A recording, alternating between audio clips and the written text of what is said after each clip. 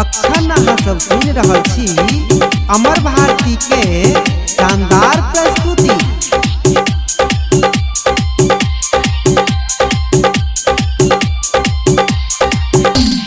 पप्पा हमरा मूरन तू ही करा दा,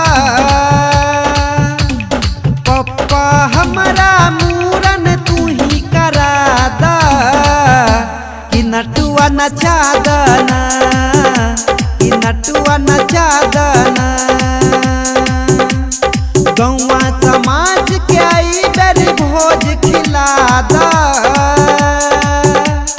गौवा समाज के आई बेर भोज करा दा, कि नटुआ नचा दना, कि सबके बोला दना, कि नटुआ नचा दना, कि सबके बोला दना, बोला दना।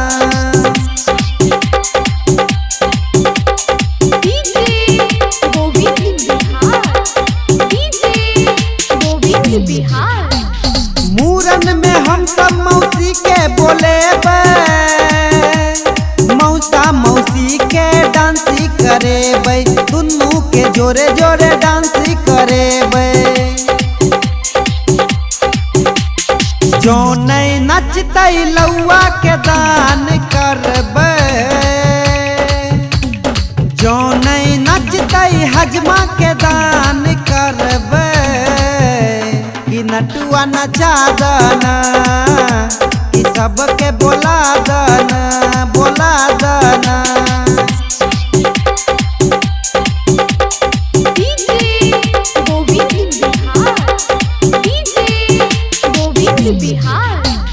मूरन में हम सब मामी के बजेबै, मामा मामी के डांसी करेबै, मामा मामी के डांसी करेबै। जो नहीं नचतै पंडित के दान करबै, जो नहीं नचतै पंडित के दान करबै, कि नटुआ नचा दना, कि सबके बोला दना, बोला दना।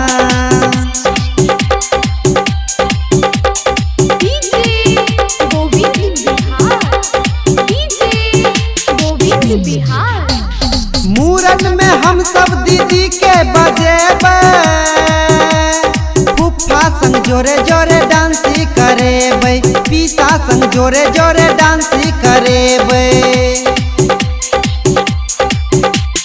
अमर भारती के प्रोग्राम मंगेबै, अमर भारती के प्रोग्राम मंगेबै, कि नटुआ नचा दना, कि सबके बोला